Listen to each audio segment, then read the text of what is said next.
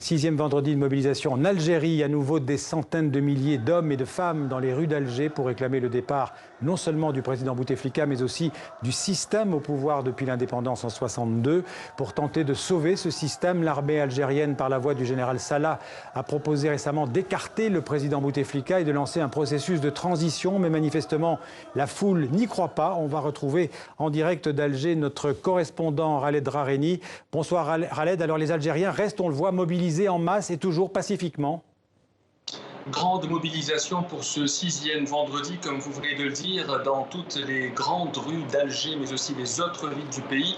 Ils étaient dans la capitale des centaines de milliers, autant que vendredi dernier, pour donc clamer leur hostilité à un 5e mandat du président Bouteflika, au président, à son frère, à sa famille, à l'ancien Premier ministre Ahmadou Yahya.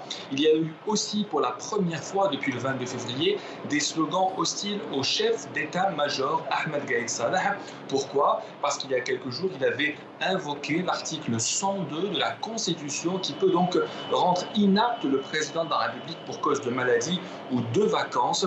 Mais on l'a lu dans des centaines de banderoles et de pancartes aujourd'hui, dans les slogans également. Les Algériens ne veulent pas se faire avoir par l'article 102 qui pourrait ouvrir le pays à une transition constitutionnelle.